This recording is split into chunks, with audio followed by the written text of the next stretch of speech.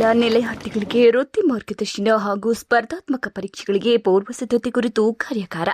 ಚಿಂತಾಮಣಿ ನಗರದ ತಾಲೂಕು ಪಂಚಾಯಿತಿ ಸಾಮರ್ಥ್ಯ ಸೌಧ ಸಭಾಂಗಣದಲ್ಲಿ ತಾಲೂಕು ಆಡಳಿತ, ತಾಲೂಕು ಪಂಚಾಯತ್ ಮತ್ತು ಹಿಂದುಳಿದ ವರ್ಗಗಳ ಕಲ್ಯಾಣ ಇಲಾಖೆ ಇವರ ಸಂಯುಕ್ತ ಆಶ್ರಯದಲ್ಲಿ ನಡೆದ ಮೆಟ್ರಿಕ್ ನಂತರದ ವಿದ್ಯಾರ್ಥಿ ನಿಲಯಗಳ ನೆಲೆಯಾರ್ಥಿಗಳಿಗೆ ವೃತ್ತಿ ಮಾರ್ಗದರ್ಶನ ಹಾಗೂ ಸ್ಪರ್ಧಾತ್ಮಕ ಪರೀಕ್ಷೆಗಳಿಗೆ ಪೂರ್ವ ಸಿದ್ಧತೆ ಕಾರ್ಯಕ್ರಮವನ್ನು ದೀಪ ಬೆಳಗುವ ಮೂಲಕ ಚಾಲನೆ ನೀಡಲಾಯಿತು. ಕಾರ್ಯಕ್ರಮವನ್ನು ಉದ್ದೇಶಿಸಿ ಮಾತನಾಡಿದ ಹಿಂದುಳಿದ ವರ್ಗಗಳ ತಾಲೂಕು ಕಲ್ಯಾಣಾಧಿಕಾರಿ ಆರ್ ಸಕ್ಪಾಲ್ ರವರು, ಕನಸುಗಳನ್ನು ಕಾಣಬೇಕಾಗುತ್ತದೆ, ಆದರೆ ಕೆಲವರ ಜೀವನದಲ್ಲಿ ಅದು ಸಾಧ್ಯವಾಗುವುದಿಲ್ಲ.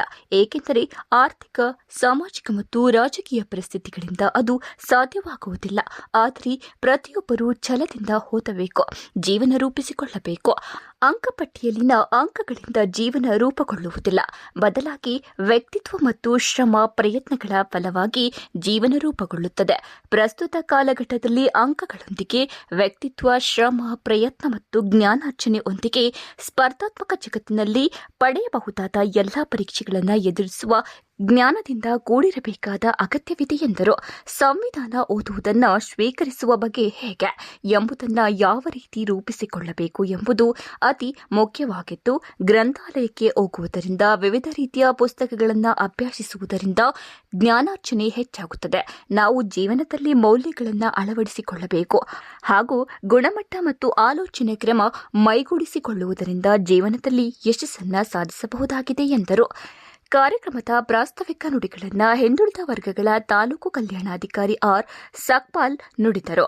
ಈ ಸಂದರ್ಭದಲ್ಲಿ ಹೈಕೋರ್ಟ್ ವಿಶ್ರಾಂತ ನ್ಯಾಯಮೂರ್ತಿಗಳು ಹಾಗೂ ಕಾನೂನು ತಜ್ಞರು ನಾಗಮೋಹನ್ ದಾಸ್ ಎಚ್ಎನ್, ತಾಲೂಕು ಕಲ್ಯಾಣಾಧಿಕಾರಿ, ಹಿಂದುಳಿದ ವರ್ಗಗಳ ಕಲ್ಯಾಣ ಇಲಾಖೆ ಅಧಿಕಾರಿ ಸಕ್ಪಾಲ್ ಆರ್, ಬೆಂಗಳೂರು ಸತೀಶ್ ಗೌಡ ಎನ್, ಕಾನೂನು ನಿಕಾಯ ಬೆಂಗಳೂರು ಮತ್ತು ಕಣ್ಣೂರು ವಿಶ್ವವಿದ್ಯಾನಿಲಯ ಕೇರಳ, ಹಿಂದುಳಿದ ವರ್ಗಗಳ ಕಲ್ಯಾಣ ಇಲಾಖೆ ಚಿಕ್ಕಬಳ್ಳಾಪುರ ಜಿಲ್ಲಾ ಅಧಿಕಾರಿ ಮುನಿರತ್ನಮ್ಮ ಕೆವಿ, ಬಾಗೇಪಲ್ಲಿ ತಾಲೂಕು ಅಧಿಕಾರಿ ಶಿವಪ್ಪ ಆರ್, ಗುಡಿಬಂಡೆ ಶಂಕರಪ್ಪ, ಗೌರಿಬಿದನೂರು ವನಜಾಕ್ಷಿ, ಜಿಲ್ಲೆಯ ವಿವಿಧ ತಾಲೂಕು ಕಲ್ಯಾಣಾಧಿಕಾರಿಗಳಾದ ಶಿವಪ್ಪ, ಶಂಕರಪ್ಪ, ನವೀನ್ ಕುಮಾರ್, ಸಂಗಪ್ಪ, ಕರಬಸಪ್ಪ ಪಾಟೀಲ್, ತಾಲೂಕು ವಿಸ್ತರಣಾಧಿಕಾರಿ ಎಸ್ ಬೇಬಿರಾಣಿ, ವಿವಿಧ ವಿದ್ಯಾರ್ಥಿ ನಿಲಯಗಳ ವಾರ್ಡನ್ಗಳು, ವಿದ್ಯಾರ್ಥಿಗಳು ಮತ್ತು ಸಿಬ್ಬಂದಿ ವರ್ಗದವರು ಉಪಸ್ಥಿತರಿದ್ದರು.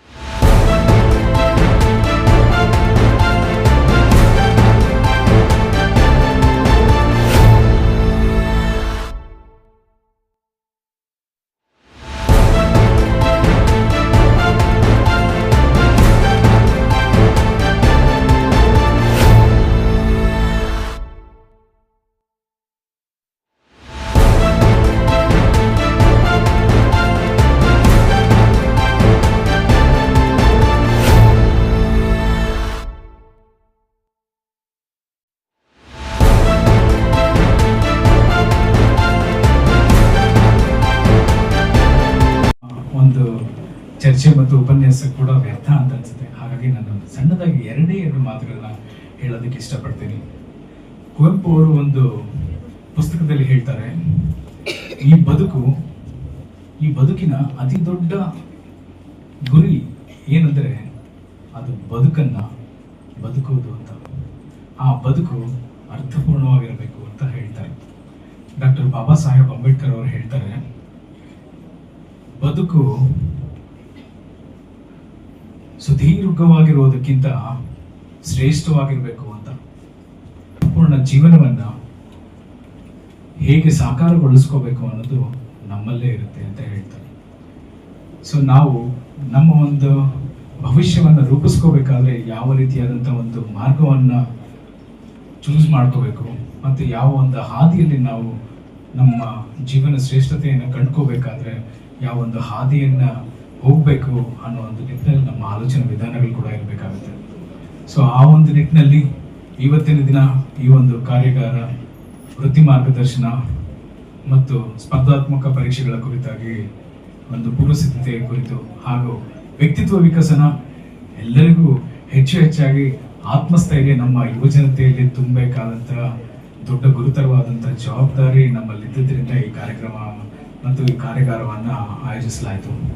ಸೊ ಅದಕ್ಕೆ ಪೂರಕವಾಗಿ ನಮ್ಮ ವಿದ್ಯಾರ್ಥಿಗಳ ಒಂದು ಮನೋಸ್ಥೈರ್ಯ ಹೆಚ್ಚಾಗಬೇಕು ಅಂತಂದ್ರೆ, ಜೀವನದಲ್ಲಿ ಏನಾದರೂ ಒಂದು ಸಾಧಿಸಬೇಕು ಅನ್ನೋ ಧೈರ್ಯ, ಆ ಸಂಕಲ್ಪ ಹೆಚ್ಚಾಗಬೇಕು ಅಂತಂದ್ರೆ ಆ ಒಂದು ಸ್ಥಾನಗಳಿಗೆ, ಆ ಒಂದು ಮನಸ್ಥಿತಿಗಳಿಗೆ ಗಟ್ಟಿಯಾಗಿ ಪೂರಕವಾಗಿರುವಂತ ಜೀವಜಲ ಅರಿಬೇಕು ಅಂತಂತಂದ್ರೆ ಅದು ನಮ್ಮ ವೇದಿಕೆ ಮೇಲಿರುವಂಥ ದಿಗ್ಗಜರಿಂದ ಮಾತ್ರನೇ ಸಾಧ್ಯ.